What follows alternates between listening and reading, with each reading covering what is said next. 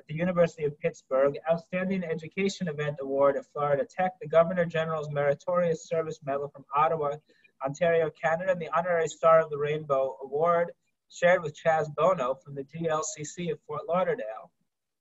His work is based on a core belief that one must understand the value of one's own life and hold it sacred in order to refrain from dangerous behaviors that could lead to HIV infection or other crises.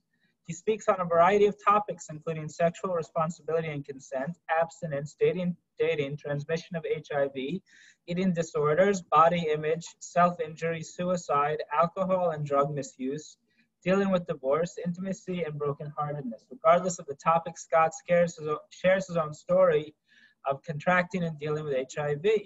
He's also the author of 3 books, If I Grow Up, Talking with Teens About AIDS, Love and Staying Alive, My Invisible Kingdom, Letters from the Secret Lives of Teens, and A Private Midnight, a Teenager's Scrapbook of Secrets. It has a similar DVD. He's published in numerous periodicals and newspapers and has been featured in a number of books. Each year, he leads a team of volunteers to Roatan, Honduras, to undertake community work for indigent families, conduct HIV/AIDS educational workshops, feed prisoners, and hand out thousands of free condoms. He's an adjunct professor at Colby College and lives in New York City.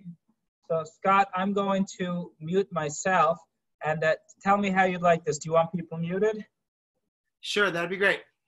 Okay. I'm muting myself. Yonatan just claimed the host, so I'm muting myself. And Scott, I'll turn this over to you. Thank you, Yonatan, Rabbi. And also, if you are able to maybe make me a co-host at some point so that I could share my screen maybe a little bit in a little while, I could, if that's possible, I can then share my screen with some slides I have. But it's not essential. Don't worry about it if you can't. I always get, whenever I hear my bio, I'm always like, who is that person? Because the truth of the matter is, I'm just a nice Jewish boy from the 5 towns of Long Island. And I live in New York City right now, and in a small apartment where it was not made for quarantine. It's really just basically to sleep and go out. And I'm here with you. And pretty much that's all you need to know about me. I come to you from New York City, and I am so grateful to spend an hour with you tonight. I sent out an email to a bunch of people that have hired me over the past few years and said, hey, if any of you were interested in having an inspirational talk, I'm here. I'm happy to offer my time. And your rabbi wrote back within minutes and said, let's do it. And that's why we're here. So thank you for joining me tonight. It's truly an honor. I only have one request for the time that we're together, and it's really simple. It's 3 words. Three words that I think describe what we need right now in our lives and what I'm going to ask of you tonight in the time that we have together. And it's these 3 words: be with me. Just be with me. With as much undivided attention as you can. I understand we're limited with our ability to have to multitask while we're on our Zoom calls, but the idea of just being with each other is so important right now, because I suspect that you feel as I do that we're in our own individual lifeboats. Our own individual inflatable lifeboats, trying to survive and trying not to go under. And it's nice when somebody comes along and says, hey, hang out with me for a little while. Let's find hope together. I'll row with you for a little while. So for tonight, for a little while, really all I wanted to do was offer you my oar and help you row and sit with you for a little bit and offer some inspiration. And the only thing I ask in return is that you be with me. So can we get a show of hands by that? Just like, that's cool, by raising your hands that you're there. Yeah, there you are. Beautiful. So nice to see all of you. I want to start, oh man, there's so many of you. I want to start with a prayer. And all you have to do is say amen. You're muted, but I can see your lips moving. So if you lip sync the words amen, I will know you said amen. And here's my prayer. Baruch atah Adonai Eloheinu melech haolam, she'asa li nes b'makom hazeh. And you say amen. Thank you, God, creator of the universe, who grants me miracles in this very place, miracles in this room, miracles in this Zoom call, miracles in this lifetime. For that, I'm so grateful, and for that I say amen and ask that prayer every single day. We need miracles And I know the miracle is here. So in order to be able to get this going, I want to at least qualify for a moment about who I am. Some of you might remember who I am because I spoke at your synagogue a while back. It was a wonderful experience. I am, as I said, a nice Jewish boy from the 5 towns of Long Island. And I've made my career traveling for the past 30 years around the world, mostly the States, working with teenagers and parents of teenagers. And I teach them about safer sex and suicide prevention and bully prevention education. But mostly I teach kindness, because I came from a time when you came from where kindness just was in the world. And now it needs to be taught. So I teach it to 5th graders, to college kids, to parents of college kids. And I model it because the way to teach kindness is to be kindness. And tonight, I want to share with you a little bit about what I've learned on this journey, which started for me 32 years ago. 32 years ago in December, my journey began. Lessons from an earlier pandemic that can inform us on how we can survive, or at least get through one day at a time, this current pandemic.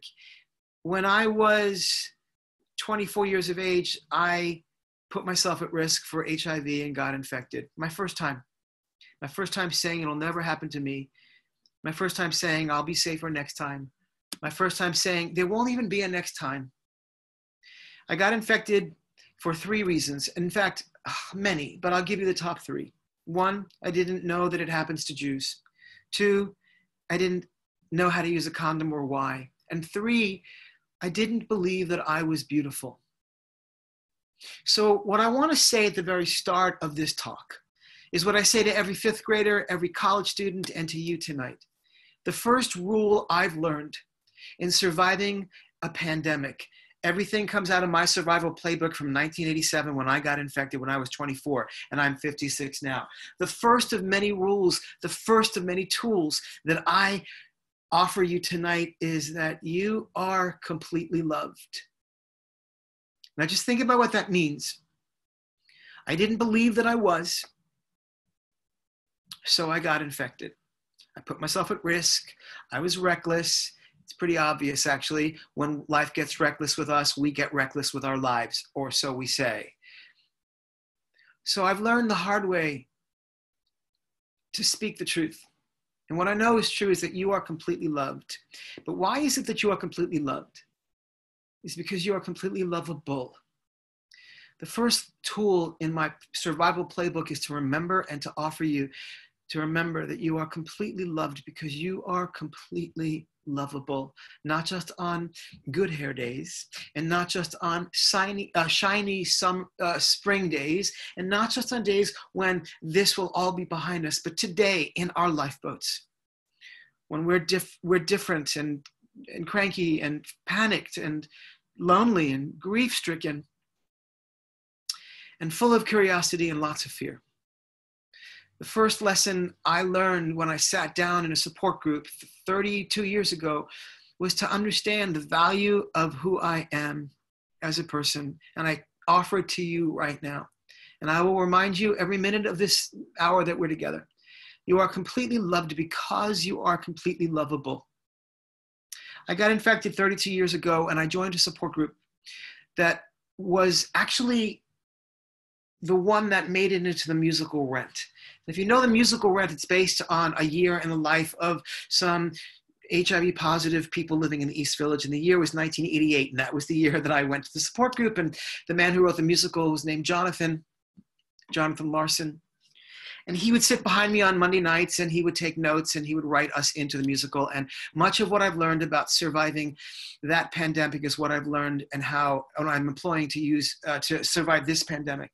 And it's written into the musical Rent. And the second one I remember is this one. One night, a young man raised his hand and he said, I'm so scared of AIDS. I'm so scared of dying. I'm so scared of telling my parents. I don't know what I'm going to do. I don't know how I'm going to survive this. And the facilitator said, what time is it? And he said, it's 7:30. And she said, what day is it? And he said, it's Monday. And she said, what color is your sweater? And he said, it's blue. And she said, that's all we know that's true. In this moment, that it's Monday night and it's 6:40 for us, and we're here together. And together here is everything we need. In our chevra, in our kehila, in our community that we create on Zoom is what we need. All that we need is already here. So if I can just share with you a slide from my screen and see if this works. So let's see if I can make this host disabled. Okay, so I'll need you, Rabbi, to see if you can try one more time to let me share my screen. There's something that we call anticipatory grief. Anticipatory grief, yeah. Did it work? No, it won't let me, but if you want to email it to me quickly, I can put it on my screen. Not even important. It's fine. I'll tell you what anticipatory grief is. You're going to have to just look at me in my sweater as opposed to the slide I want to show you. It's basically this. Anticipatory grief is that feeling we get when we leave the moment that we're sitting in right now in our lifeboats together on the Zoom call and think about an imaginary future. And think about a time in the future that hasn't existed yet. It hasn't happened yet. And we panic. It's imagined. And when we do that, we leave the place where we are. Here is where we have agency. Here we have some power. And basically, anticipatory grief leads to anxiety. So the second lesson I learned when I first got infected with HIV, after understanding that I am completely lovable, that I'm completely loved because I'm completely lovable, is to stay here in the moment, in the present moment, because this is where the miracle is. I love that story, right, from Bereshit, where God says to Adam in the Garden of Eden, where are you? And Adam says, I am here. He was hiding, but the very first conversation ever in the Bible is a lie. God says to Adam, where are you? And Adam says, I am here, but he was hiding. But the first words in the conversation between God and man are, I'm here, Hineni. The only way I know that the miracle that I'm waiting for can find me is if I'm present for it. It's not in the future, and it's not in my past. It's right here with you, maybe even on this Zoom call.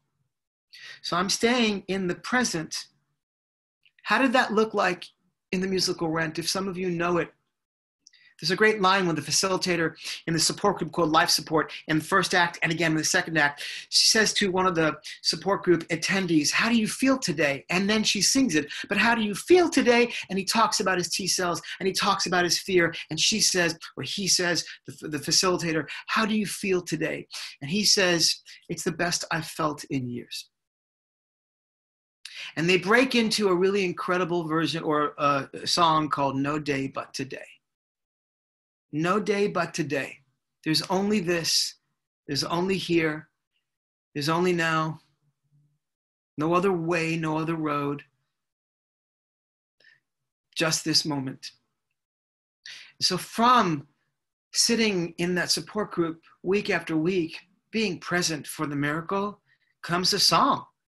It's the heart of the actual musical, Rent.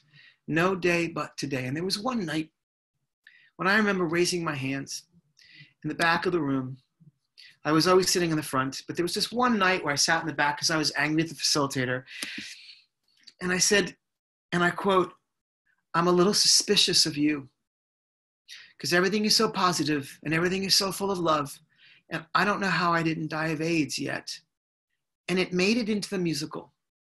The line in the musical that was quoted from me goes like this.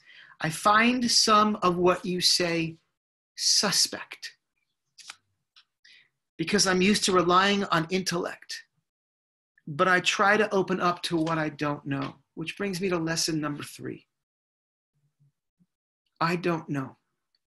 I'm trying to open up to what I don't know. I sat in the back of the room with 100 young men and some women dying, and most of them did die of AIDS, 135 in all. And I said, I'm suspicious of this because I can't believe I'm still alive and I don't know how to make sense of the I don't know. It's been 32 years and I'm mastering the I don't know. This is a time of tremendous uncertainty. So I am making peace with what I don't know. Here and now in the I don't know. Number 4, James Bourne. James was a friend of mine who was dying of AIDS.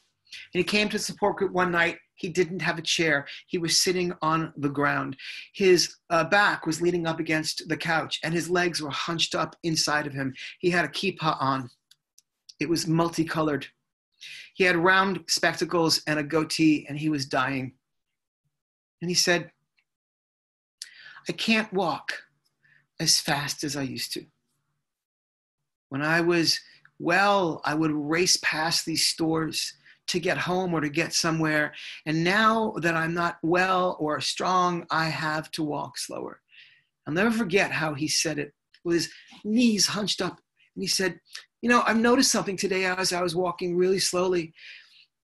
I could smell the pie in the bakery. I could smell the flowers in the florist shop. I could see the people in the windows of the bus looking back at me. We connected with each other. We shared a moment. What James Bourne was teaching us that night was that in his conscious cadence towards his death, and he was conscious of it, he was more alive than ever before because he was living in the moment and taking in everything that was around him. And he was grateful for all that he saw. The next lesson I want to teach you is something that I never understood until I had a support group. When it's hard to be grateful for what you've got, when it's hard to stay in the moment, when it's difficult to remember that I am completely lovable or that you are completely lovable, it's really important to reach out to the people in our lifeboats who I lovingly call, and some of you might remember me saying this a few years ago, the Khmer people, and I will spell it. C''Mere. The ones who literally say, come here. Come here, have a seat next to me. Come here, I want to tell you a secret. Come here, let me love you. When I was growing up, the world was full of Khmer people. They lived in one building in Brooklyn, Flatbush. On one floor was my grandparents, down the hall with my great aunt and uncle, downstairs were the cousins, and across there were other cousins. And everybody said, come here, let me give you babka, cookies, kindness, time and tenderness. And then the Khmer people got replaced by Skype and FaceTime and now Zoom. But they still exist. And they still say, come here. So in a time when life hurts, when you think to yourselves, I'm not completely loved because I can't be completely lovable. I can't live in the moment all the time. I'm having a hard time staying present. I don't feel safe with I don't know. And that's when I turn to my Khmer people. And they're not my BFFs. They're not my best friends forever. Those are ones who know everything about me. The Khmer people are the ones that are very, very rare and very special group of people. And they're the ones who say yes to our pain. They're the ones who say yes to our contradictions and our desires. They don't fix. They don't judge. They don't scold. They don't challenge. They don't disagree. They don't interrupt. They receive. I think the most beautiful word in the English language, to receive. When we were born, everyone on this Zoom call, when we were born, no matter how many years ago it was, each of us was wrapped in a blanket, a 12 by 12 piece of muslin that was called a receiving blanket. And then we were instantly placed on a receiving table to be weighed. It was called a receiving table. The world received us. And we grew up. And the pandemic arrived. It's time to remember to wrap ourselves and each other in a receiving blanket, a cloak of kindness. The Khmer people are the ones who say, yes, when you're broken. Yes, this is really hard. Yes, have a seat next to me and I will feed you. The only thing that a Khmer person says beyond the word yes is after you cry, after you yell, after you say nothing, they say, what can I give you for dessert? How much more can I feed you? How much more can I love you? I want to encourage you to find your Khmer people. The ones who share your lifeboat, literally that you're quarantined with, or figuratively, the ones who share your pain. Not the ones who fix it. Not the ones who change it. The ones who feel it. The ones who hold it. The Khmer people. Some of you know this Yiddish expression. Some of you know it better than me, but my great aunt Mindel would say it on Sunday nights in Brooklyn when I was a little boy. She survived Auschwitz. She hid out in a field. She was liberated by a Russian. I met her as a little boy in Brooklyn on Avenue J, down the block from the Yeshiva Flatbush.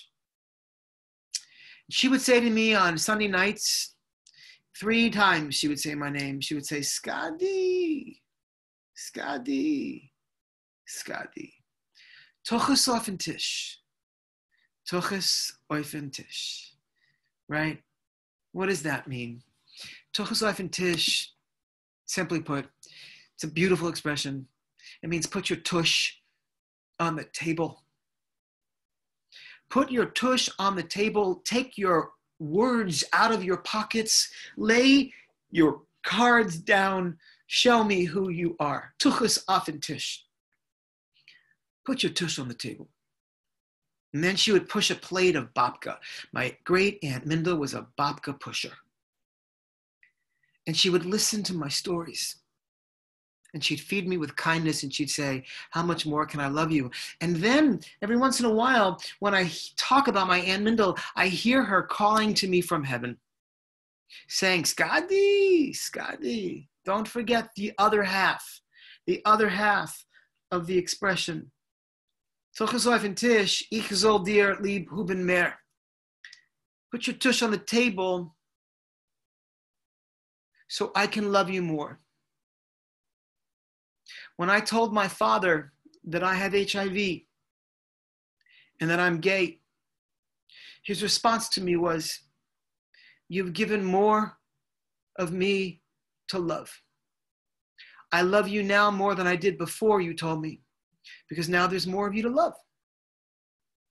Tochus ofen Tisch means when you're in pain, when you're panicked, when you don't believe the rules that I use to survive, staying in the I don't know, staying present, remembering that you are completely loved because you are completely lovable.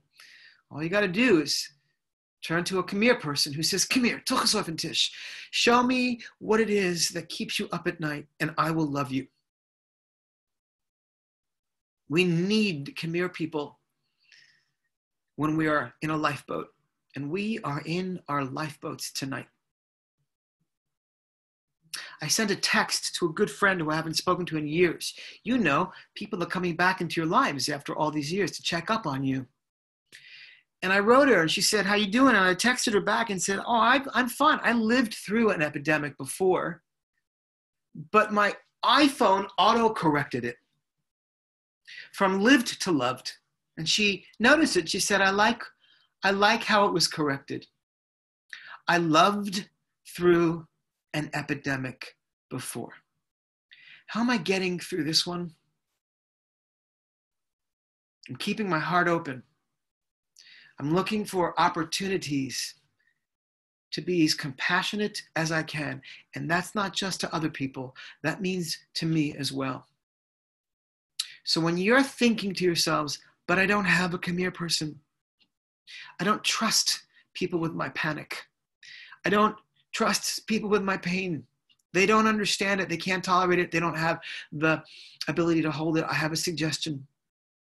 If you think there aren't people that can handle your pain, and they exist, they're on this call right now, then here's a thought. When you're looking for a come here person and you think they don't exist, be a come here person. Be the arms for someone else. Be the ear, the radical acceptance, the unconditional love, the willingness to give somebody permission to be exactly who they are. And if you can do that for somebody else, right, then you've got a come here person, you. This is my favorite sentence to say, so I'm going to say it twice. It's a rare privilege to be surrounded in the presence of a few loving others, a few BFFs, a few best friends, loved ones, who give us permission to be exactly who we are. Especially if who we are isn't who we want to be.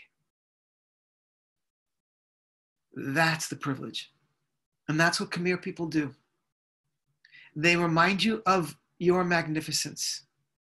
They remind us of our magnificence. So I'll say it again. It's a rare privilege to be surrounded in the presence of just a few loving others who give us permission to be exactly who we are: panicked, bloated, lonely, angry, jealous, nervous, grief-stricken, bored, curious, sad. Even if who we are in this moment isn't who we want to be. They push babka. They feed us with kindness and love. And they remind us of our magnificence. It's a privilege. Find our come here people. We must be come here people. I was teaching my nephews, I was babysitting with my nephews years ago, and they were playing a game on Xbox. And I was watching them play, and one of them is 12 at the time. Davey was 12. Jacob was 14 at the time. And Davey was teaching Jacob, his older brother, how to win at this game. And he literally said this quote. He literally said, "Ooh, go for mercy. Pick mercy. Choose mercy. Because the cool thing about mercy is that mercy resurrects you." And I dropped my phone. And I repeat, I said, "Davey, what'd you just say? What did you just say? Do you even know what you just said?" He said, yeah. There's this character in this game on Xbox called Mercy. I'm trying to teach Jacob how to win at the game called Overwatch. And there's a character, and her name is Mercy. And she's got wings made of swords and blades. And she's got these powers. And she can resurrect you. That week, I was teaching in San Jose, California, and I was teaching the entire 6th grade of a middle school in San Jose, and I said to them, "Teach me everything you know about this character, Mercy, in this game, Overwatch. Teach me the qualities of Mercy as you understand her." And they all played the game. It's a line from Shakespeare, The Merchant of Venice, the qualities of mercy. But what they were telling me, thinking they were telling me about the qualities of this avatar in this game called Overwatch that Mercy has, they were actually teaching me about how to be a come here person. And they said, "Mercy is an angel. She flies to you to help you and heal you." Now, isn't that a beautiful sentence out of the mouth of a 6th grader?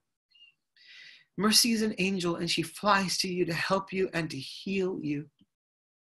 She gives you extra life. She defends you, and when she does, she says, "Heroes never die." That's the character in the game Overwatch, Mercy. As far as I know, we're not playing a game. And I can't just call on Mercy.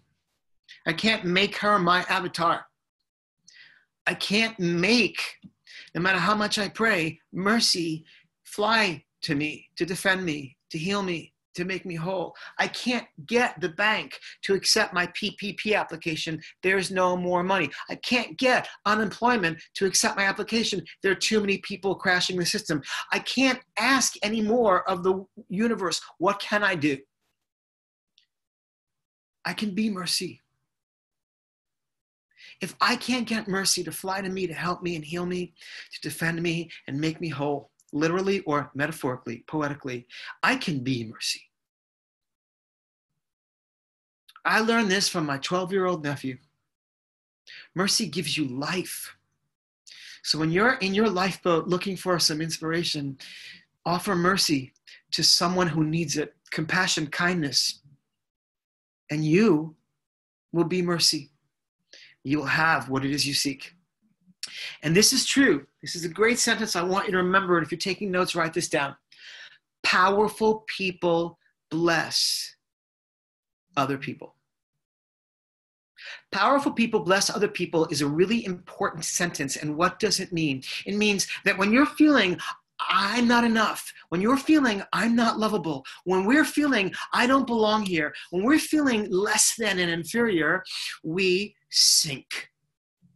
When we bless other people only from a place of wholeness and completion and power, can we bless other people? So when you're thinking, I can't be merciful, all you got to do. When you're thinking, I can't be that powerful, all you got to do. When you're thinking, I'm not completely lovable, all you got to do is bless somebody.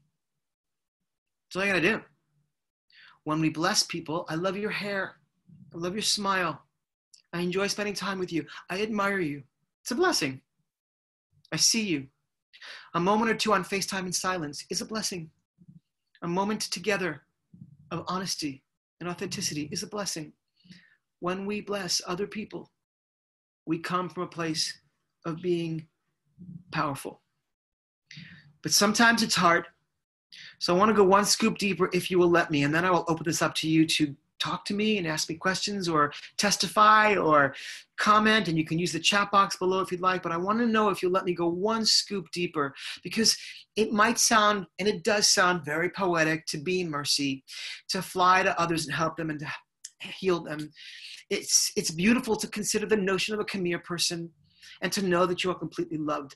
But the truth of the matter is, and this is the deeper scoop, if you will allow me to go there, this is it. Sometimes life just hurts. And this is one of those moments. And what do you do when life hurts? The next thing I learned from my survival playbook, sitting in my chair in my HIV/AIDS support group many years ago, and 32 years later, because I was in the room today, it was Monday at noon, we had a Zoom meeting with the HIV group, whoever's still alive. 32 years of this, what I've learned is this lesson, and it's an important one. When life hurts, let it. When life hurts, let it is a really awkward sentence. When life hurts, let it. It's even more awkward to do. So I said that sentence to a room full of teenagers, 11th graders at a Solomon Schechter in New Jersey, West Orange, many years ago, and a boy on the aisle sneezed. And I said, bless you. And then I heard this voice in my head that said, say it again and put it together. So I answered the voice in my head. I said it again and I put it together. I said, when life hurts, let it. Bless you. When life hurts, let it bless you. My friend Dominic was dying of AIDS. He came to the support group one night and he said, I thought all this time, I thought AIDS was going to make me bigger. But I've discovered AIDS didn't make me bigger. AIDS showed me how big I've always been. I watch my governor from New York, Cuomo, speak every morning, and I love what he says. There's one thing I don't agree with. He said, this experience is going to build character. I disagree. This experience only directs us to where our character already is. We are already huge. We are already merciful. We are already lovable. It's just reminding us. It's just directing us. It's just paring away that which is in the way so we can be exactly who we are. When life hurts, let it is a really difficult thing to do. But in doing it, there might just be a blessing. My friend, you might remember me saying this a few years ago, Jennifer was a nice Jewish girl from Westchester, She was 24 years of age and she was dying of AIDS in a hospital by herself. And I went to say goodnight to her. And her face was turned towards the window, which, as you know, when most people are dying in a hospital room or any room, that's where their face is turned, towards the window. It makes sense to me. So I went around to her side of the bed where her face was turned, and I got down on my knees and I lined my eyes up with hers, and I looked into her eyes thinking she would say, "Hey, Scotty, how are you? How's the weather? Thanks for visiting. Thanks for always coming to see me." But she didn't. She instead that night engaged me, invited me, brought me into a conversation she was already having with someone in her mind. She looked into my eyes and she said, and I quote, this is exactly what she said. She said, "Shit, this hurts," over and over and over. She didn't say, "Hi, Scott, how are you? What's going on?" She said, "Shit, this hurts," over and over. And I wanted to say what most of us want to say when someone's in pain. No, it doesn't. It'll pass. Time heals all wounds. I'll get the nurse to raise the level of morphine so you don't feel it so bad. But I knew that that wasn't going to work. And I knew that's what she it's not what she needed, because I know that time, as you know, that time does not heal all wounds. Time, we've got a lot of it right now, gives us time to make sense of the wound. It's called the tincture of time. That's what pharmacists call it, the tincture of time. Time gives us time to to adapt our lives around the wound. So instead of saying, "No, you don't feel that way," or "It'll pass," or "Time will heal this," I looked into her eyes and I said the thing we don't say. The thing my Aunt Mindel would say every Sunday night when I would cry. She would say, and it's what I said to Jen, "Yes, yes, this sucks. This hurts. AIDS hurts. Life hurts." And she stared into my eyes, and I wanted to look away, but I knew that I couldn't because I knew she needed my eyes. So I stared back into her eyes. And it seemed like a long time, but it was probably just 15 seconds, but it was a deep, rich 15 seconds of silence. She was searching for something inside of me. And then she broke the silence and she said, and I'll never forget, she said, "It stopped hurting. It stopped hurting." Now, I didn't take her pain away. She died a few days later all by herself in the middle of the night in that hospital of AIDS. What I did was give her permission to have her pain. Basically, I was saying, "Come here, have a seat next to me, and I will love you, and I will hold this, and I will feel this. And maybe you will recognize your own magnificence, and maybe it will direct you to the part of you that knows how big you are, how enough you are, how beautiful you are. When I said to you at the beginning, I will say to you now, you are completely loved because you are completely lovable. In your lifeboats, with whatever words you're holding on to in your pockets that you won't text or post, with whatever secrets you think take you into a dark place, with whatever fear or anxiety surrounds you.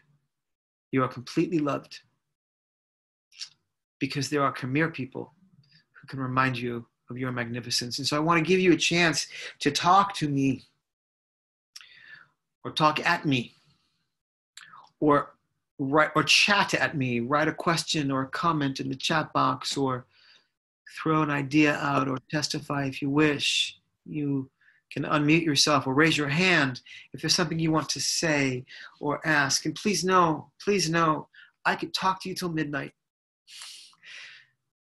Plenty to say, but I want to give you a chance to speak if you have something you want to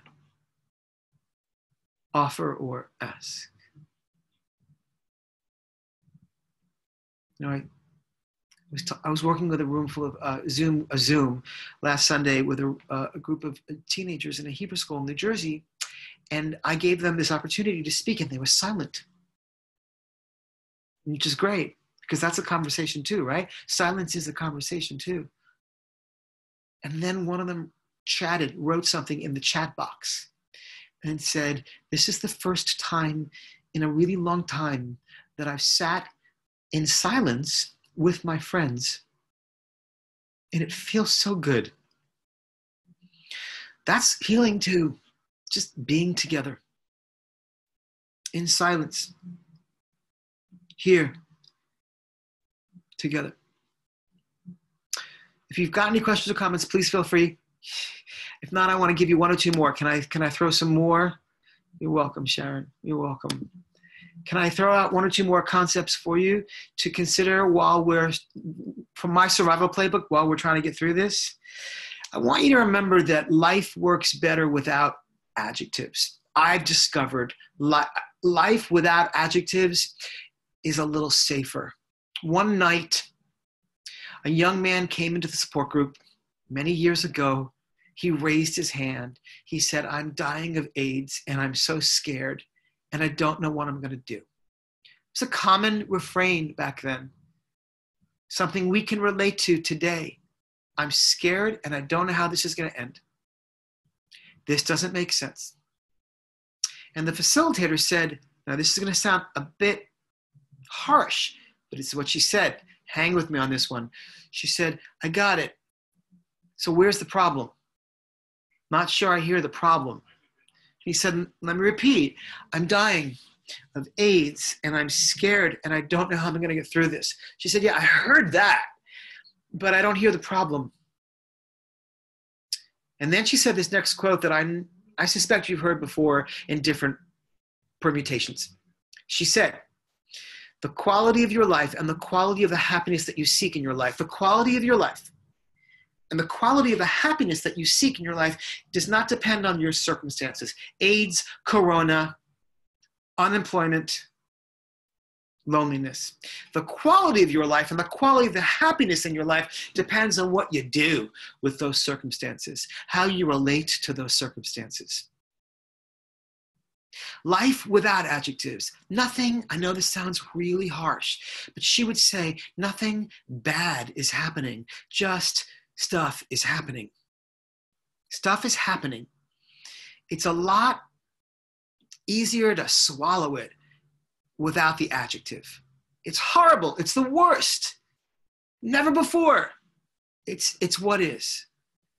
That's what's happening now. In this moment, without the adjectives, is where we are. And finally, I want to share with you one last story that I think would be really helpful for all of us to remember. And this is why in the bio that a rabbi read in the beginning, I totally forgot that I did this with Chaz Bono. Years ago, before Chaz transitioned, Chaz was, and Chaz and I were doing a lecture together. And Chaz told this great story that I'm going to share to you with Chaz's permission. It's a true story, but I think it applies to us tonight. And some of you might remember this. It so happened that this young boy wanted to come out to his mom. He wanted to tell his mom he was gay, but he was afraid. And at the last minute, he decided to get his sister to do it for him. So he enlisted his sister and said, "Look, tell mom that I'm gay. And if she's not okay with me being gay, just tell her to leave the light in my bedroom off. And at 9 o'clock, when I'm supposed to come home, I will know I'm not allowed to come home. But if she's okay with me being gay, just tell her to leave the light on, and I will know it's okay to come home."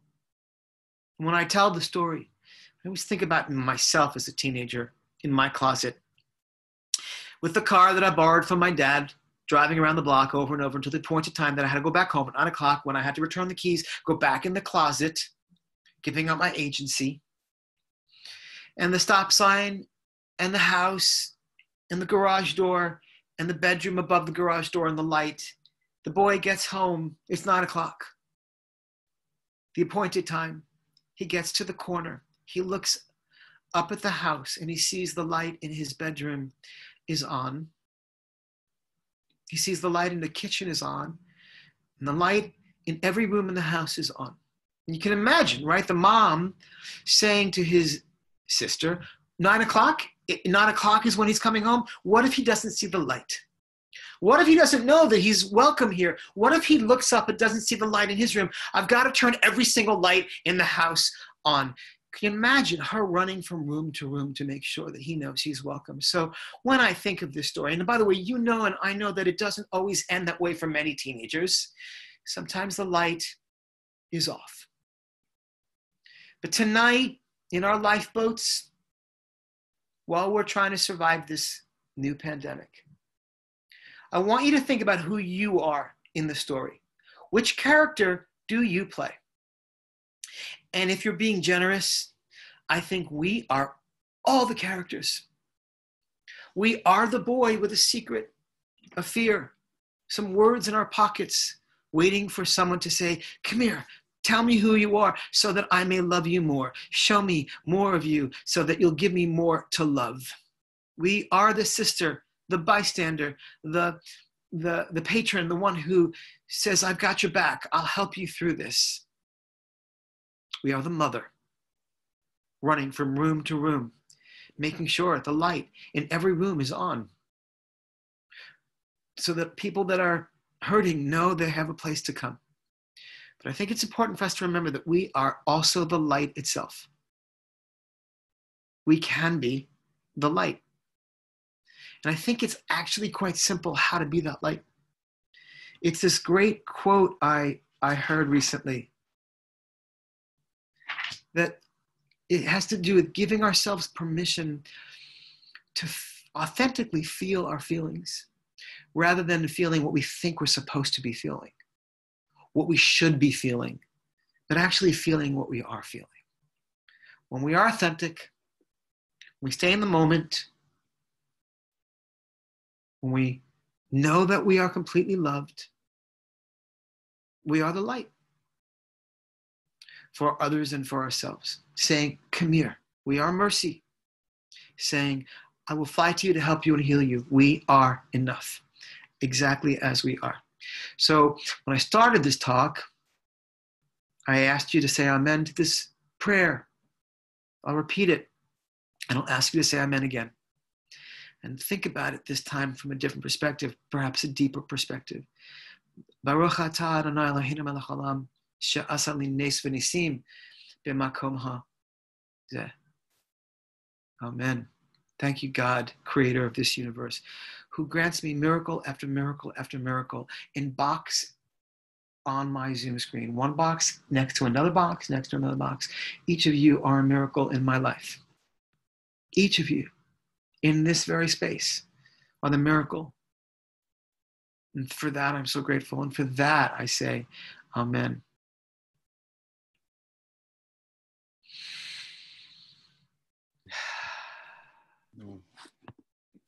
Thank you so much, Scott. In the last few minutes, is there anybody that has any questions or comments?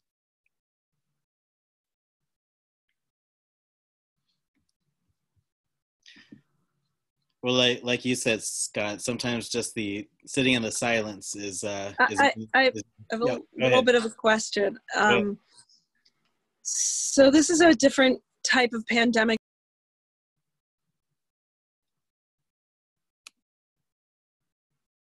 Sharon, you got muted. Sharon, you got to unmute yourself. Unmute now. What I was saying was this is definitely another pandemic like the AIDS crisis was. And at what point did you realize that you had something to share with everybody else who's scared and going through this, uncertain? Was it like a light bulb moment, or was it like kind of creeping along. Oh, you know, maybe I have something I can give to these people who are struggling and scared. Yeah, there was there were a bunch of Lightbulb moments. I'm gonna drop a name. Some of you might know. There was this one night I was at the support group, and I left early, and this guy came out to say goodbye to me and said, I need you to know that I saw you tonight, and I heard you tonight, and I know you're leaving, but I just want you to know that when you share, it means the world to me. And I hope that you will continue to come back and just share your fears and share your pain, because it's welcome here. Okay. And that man was named Larry Kurt, the original Tony in West Side Story in 1954 on Broadway and in the movie. Huh. He said to me, your voice is needed. That was the first aha moment. The second time it happened was when a woman named Robin, a Jewish woman with AIDS from IV drug use, heroin user, said to me one night, you know, Scotty, it's the opposite of what Larry Kurtz said. She said, the night that you can come here to this meeting and not say a word and just be with us and be silent and not be brilliant and not be poetic and not be prosaic, but just be with us, I will know that you are enough. Mm. And that was the second aha moment. Mm-hmm. And if you put the two together, understanding that I don't have to be poetic to know that I exist, that I belong, that I am enough. And if you put the two together, Larry Kurtz saying, please come back and please share. You are welcome here. Your fear, your concerns are welcome here. And Robin on the other side of the spectrum saying, your silence is also welcome here. Mm-hmm. Is what I realized. I've got something to offer here. Is this kind of re-traumatizing for people who went through the AIDS crisis, do you think, who are deeply affected, to have these words being tossed around again and used again? The truth is, so many people aren't alive from those early days. Yeah, that's what I was afraid you were going to say. Right, and the ones who are newly infected within the past 10, 15 years, but, you know, 15 years ago, it wasn't a crisis. Right. Only 81 to 95, that was the height of the epidemic. And if you were infected after 95, it became a manageable, and has been ever since, a manageable disease. So that which could be triggering is very rare. I will tell you what triggers me, and then I want to answer Joan's really wonderful question. I'll tell you what triggers me. It took me till about 2003 to look over my shoulder, and I mean that proverbially, metaphorically, to look over my shoulder and think, oh, it's over. AIDS, I survived it. It took me till I was in my 18th year, my chai year, my year of life, to really realize I think I outran it. That was 2003. That was only 17 years ago, and now I'm back. So I spent about 18 years in a panic, not holding my breath, and then 17 years exhaling, and now I'm back. So the triggering thing for me is just when I got used to thinking it was okay, but what's the message there? What's the lesson there? No day but today. There's only this. This is the only road. This is the only way. And the only road, the only way is the loving road and the loving way. Sometimes it takes a crisis or a pandemic for us to remember to just get back to the basics. Love others and yourself. But I want to answer Joan's question. When AIDS first made the scene, many of those affected I'm reading this right now, were ostracized. There seems to be some of that happening now with COVID. Any suggestions for how to ensure that those who are affected by COVID-19 know that we do care and want to love them? The first thing I always say, that's a beautiful question, Joan. The first thing I always say to questions like that are, you just word it exactly as you word it. Say it exactly as you said it. To whoever is out there, how can I let you know that you are loved? What can I do to make you feel that you belong? We say in one of my other support groups, your gold and your shadow is welcome here. The good, the triumph, the victory, the gold, that which shines, and the shadow, the secrets, the shame, the stuff you don't want to talk about, that's equally, if not even more so, welcome here. One of the ways you answer that question, Joan, is first and foremost to word it exactly like that to anybody you want to ask it to. How can I show you that I care for you and want you to know that I love you? Second thing is demonstrate. Demonstrate. Because I get that your silence isn't boredom. I get that when I ask you anything you want to say and you're silent with me, it's not that you're saying, oh my God, I wish this talk was over. You're soaking in this. You're modeling love. The way you show somebody else that you love them is you model it. You model it. Radical acceptance and unconditional. You live a courageous life so that others know that you're someone they can turn to when they feel that they're not loved. But the last thing I'll say, how can we make sure that others know that we care about them and that we know that we love them? I've decided every single day to find one person that I haven't spoken to in a long time and reach out to them and tell them how much they mean to me. Not the ones that are in my inner orbit, my inner circle, the ones outside. Let them know how much they mean to me. Why is that? It's not just because they need it. It's because we need it.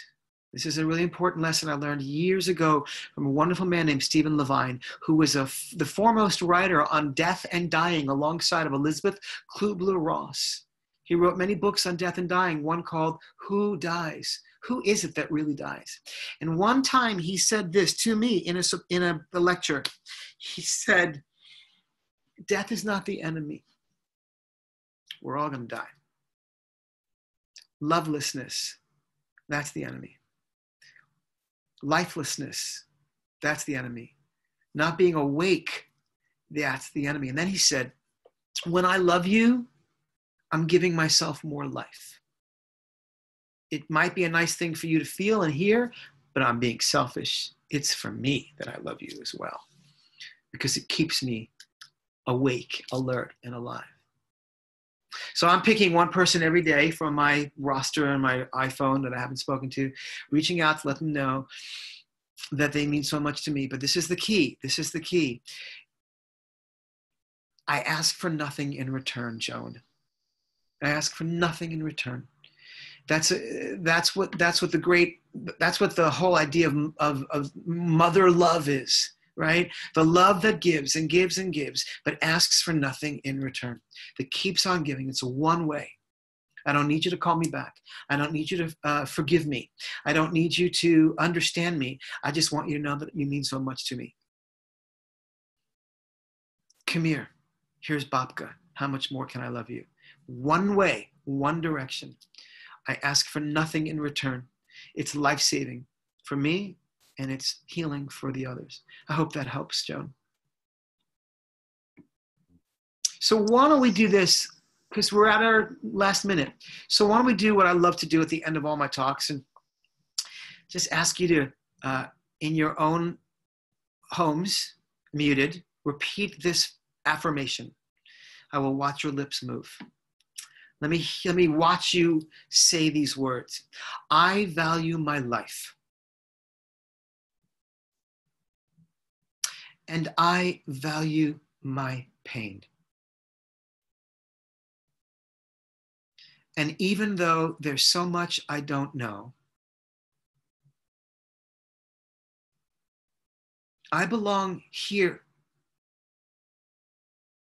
because I am completely loved, because I am completely lovable. The last thing I want to say is this. There was this one guy that came to the support group many years ago. He raised his hand and he said, I've been sitting here every Monday night for a full year. Never said a word until now. And I came here, diagnosed with HIV, so afraid, not sure how I was going to get through this. And it's a year later, and I've been listening to you for a year, all of you in this group, and I'm here to tell you, I still don't know how I'm going to get through this. Except now I know what courage looks like.